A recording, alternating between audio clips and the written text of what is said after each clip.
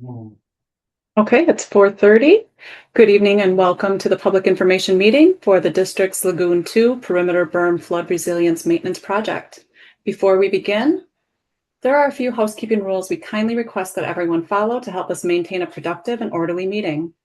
Please enter your first and last name in the participant panel if you have not already done so. All participant microphones should be muted for tonight's meeting.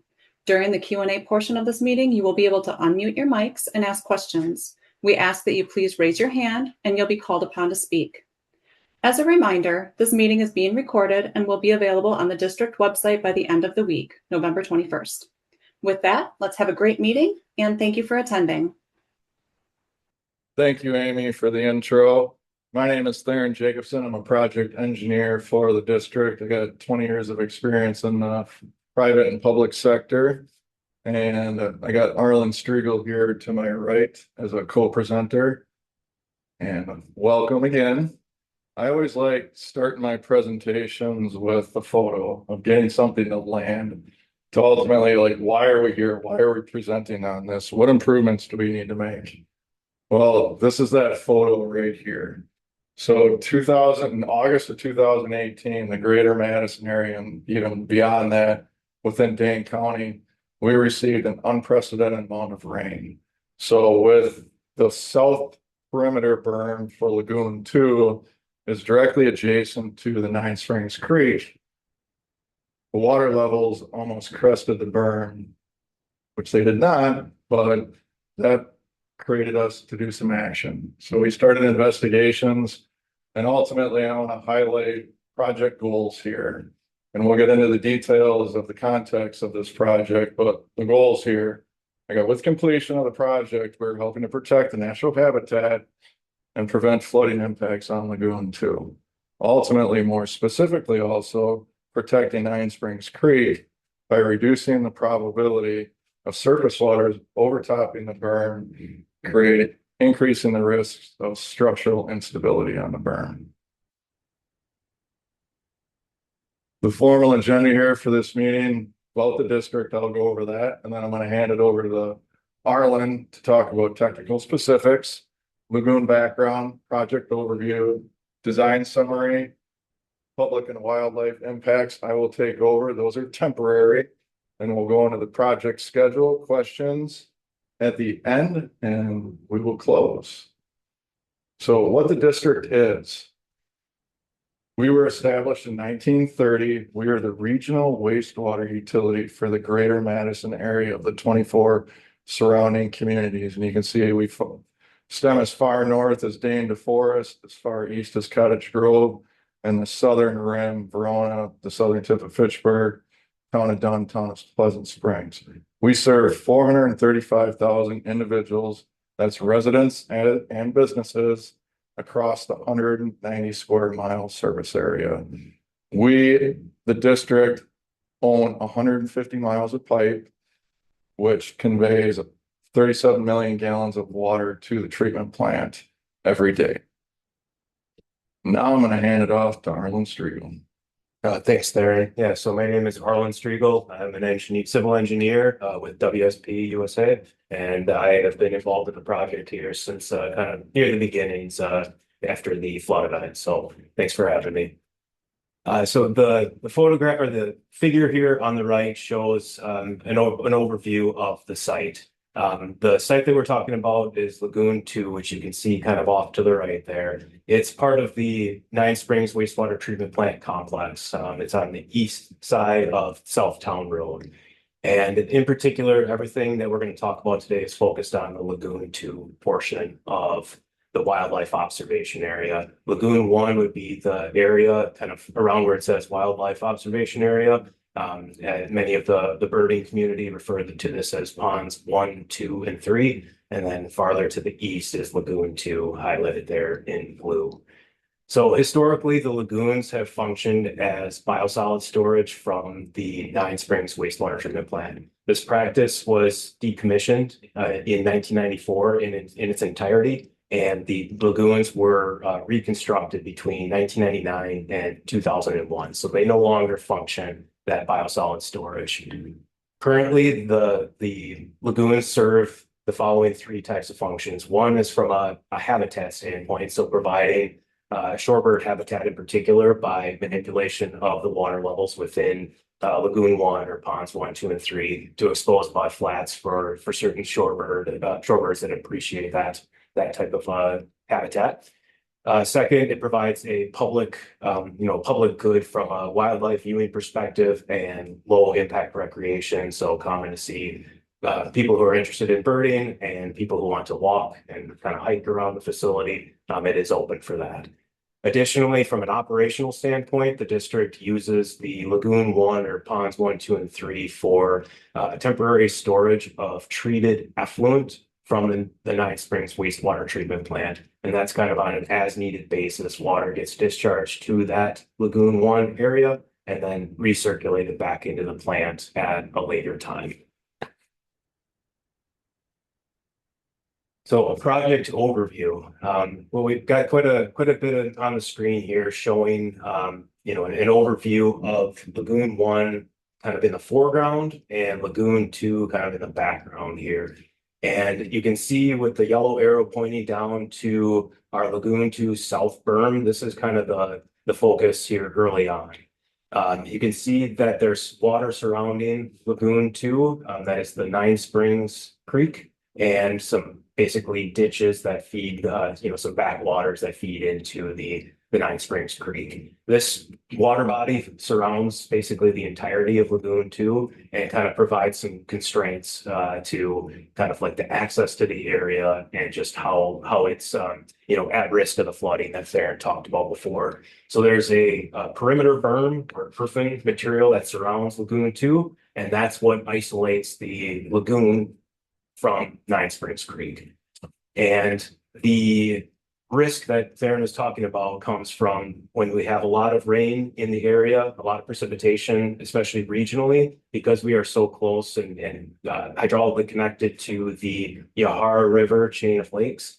When we have a lot of precipitation like we did in August and September of 2018, we have this regional flooding that occurs that causes Nine Springs Creek to rise and puts us at risk of overtopping of that berm that could ultimately end up into Lagoon 2. And as Theron mentioned, that could lead to several risks, especially, most importantly would be the risk of some sort of structural instability that could be caused by the berm and putting Nine Springs Creek at risk.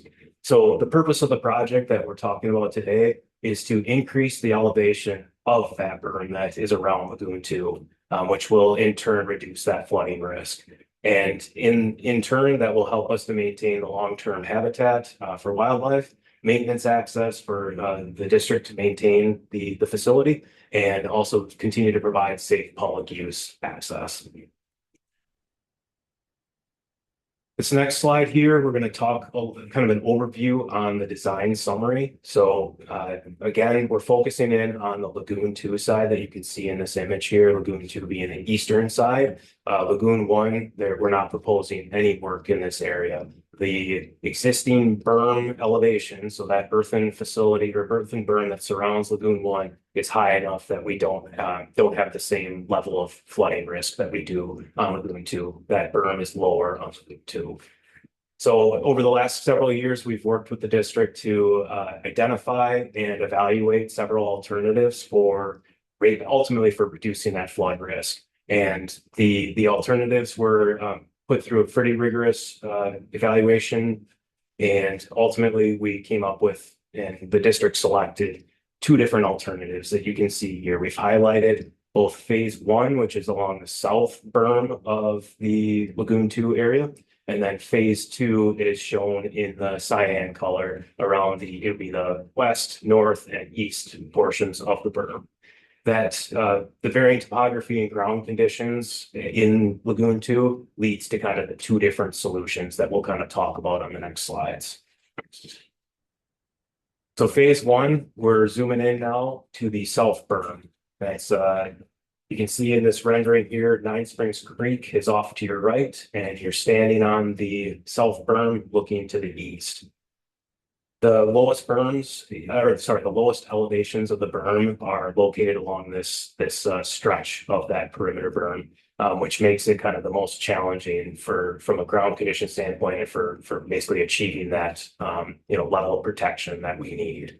So the plan is to install a vinyl sheet pile flood wall along the exterior edge of this south berm, which you can see in the rendering here. You can see it's shown on the exterior edge so that we maintain our access into the interior berm and safe access for the district to continue maintenance along this area. And in kind of the most extreme locations, we're going to see somewhere around 2 to 2.5 feet of that sheet pile wall sticking up above the top of the existing berm. And that's what ultimately will provide that flood protection should we have another extreme event or an even more extreme event in the future. That flood wall will be capped for improved visitor and district safety, as you can kind of see in the rendering on the right. And then upon completion, this berm would be revegetated at the end of construction to kind of return it to more or less the condition that it's in right now. But due to that low elevation, so basically that low elevation translates to greater flood risk, the district has prioritized this maintenance project to be completed first, which will be summer of 2026. And then here we just show the rendering again from a little different location, allowing you to, zoom in a little bit more. On the map on the left, bottom left corner, you can see kind of you are here, you're standing kind of around the midpoint of that south berm, again, looking to the east. Now pivoting to phase 2. So this is again along the north berm, the east berm, and the west berm. This area, because we have maybe not quite as many challenging ground conditions, the existing topography is a little bit higher and we've got a little more room to work with. This will be a traditional soil raise. So we basically come in layers, place soil along the top of this existing berm to raise that top elevation to the design elevation to prevent water from inflowing from the creek into Lagoon 2. So in very simple terms, that soil will be a wood chip and soil mixture, and we'll raise the berm by around a maximum of 2 feet to achieve that level of protection that we need. After completion, the berm will be revegetated at the end of construction to again return it to very similar conditions to what it is now. Planned timeline for phase 2 construction will be summer of 2026, or sorry, 2027. And finally, just to provide a little bit of context on what that soil raise will look like, here's a photograph from some previous efforts of placing the soil and wood chip mixture back in 2018.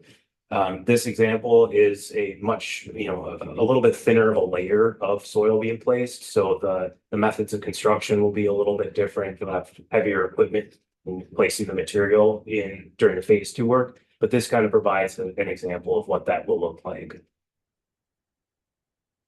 And with that, I can turn it back to Theron. All right, thank you, Arlen.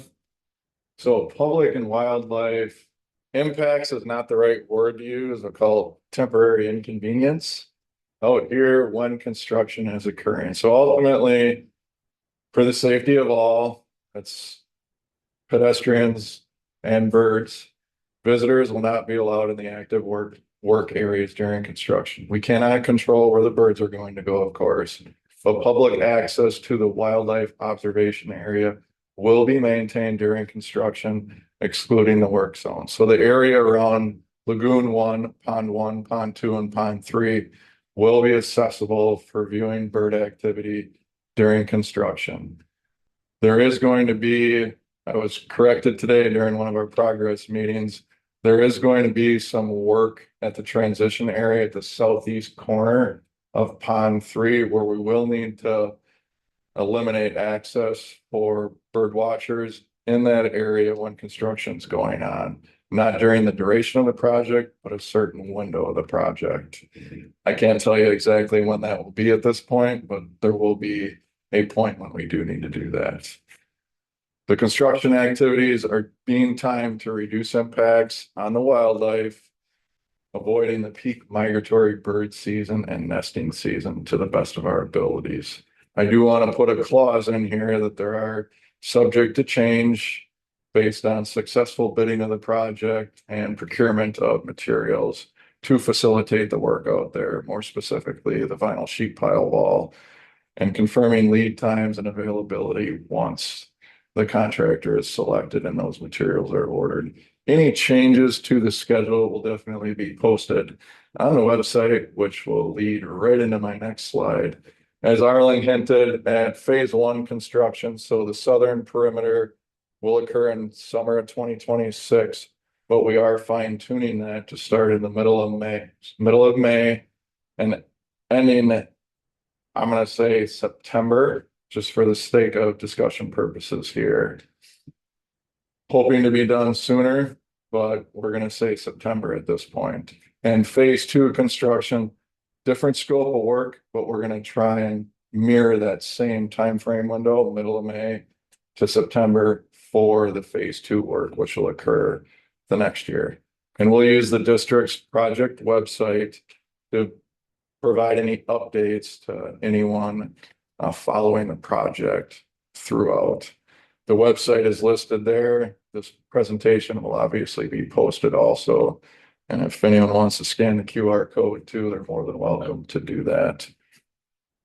But also, I want to reiterate the project goals again here. With completion of the project, we're helping to protect natural habitat and prevent flooding impacts on Lagoon 2, and also protecting Nine Springs Creek by reducing the probability of surface waters overtopping the berm, increasing risks of structural instability. Now we will take questions from anyone in the audience, and I will hand over that to Amy. And thank you, everyone. Yes, thank you, Sarah. And if anyone has any questions, please raise your hand and I'll call on you.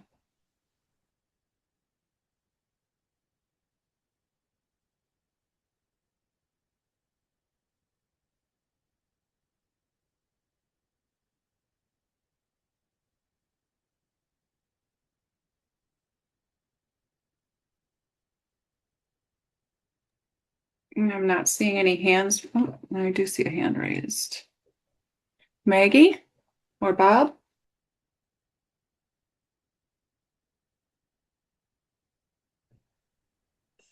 Can you hear? We can hear you. Okay, great. Just a couple clarifications. The construction likely happening in the summer is not going to avoid the nesting season. Right, yeah, that's just going to be right exactly when the nesting season is, but we understand the reasons, so. Yeah. And yeah, it's going to pretty much avoid the spring migration, and we hope will be done before the fall migration. Yeah, it's just a Based, matter of, telling the public that it's going to avoid that timing. You might want to change that. yeah. And as far as the maintenance of water levels in Lagoon 1, um, the water levels over the past 3 years anyway haven't been managed to from what we've seen to expose the mud flats and shorebird habitats. Occasionally, it seems like during droughty periods they drop down low enough, but like this spring, which I think was droughty, this spring was a great shorebird season out there.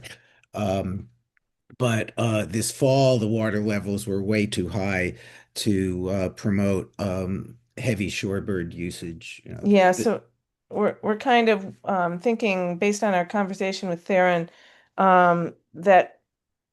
that you're not so much managing for the shorebird for those exposed bars for the shorebird, because you have to just deal with the amount of water that you have, and that's where it goes. Yeah, And I know, so and that if it's droughty, then shorebirds get that, and if it's not, then they don't, and that's not so much a management thing as a just how things are. yeah. Yeah. And we have heard from a shorebird expert that sometime in the past that um the wildlife observation area is considered the second most important shorebird habitat in the state. That's secondhand information, but it's not, other than those low water periods, it hasn't been attracting real heavy shorebird usage. Right. But as Maggie said, we understand the need for this project. Yeah. And actually Lagoon One really isn't part of the project anyway, but It's just a matter of what you're telling the public in the thing. So that's just something you may want to revisit, how you want to talk about that. Yeah, thank you but for that but feedback, Bob and Maggie.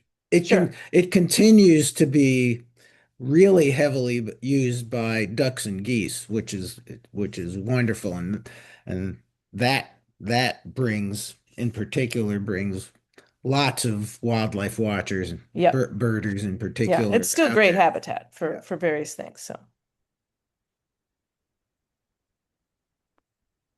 All done. Thank you. Yeah, thank you. Any other questions?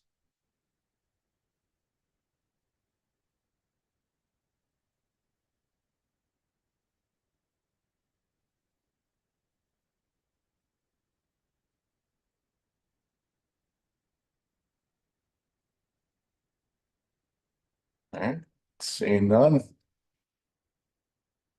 I guess at this point, we can close the meeting, and those that did attend, thank you for joining us this evening, and we will, as Amy opened up, we will post this on the districts on the website, and an update will be sent out. Is there anything else to add, Amy?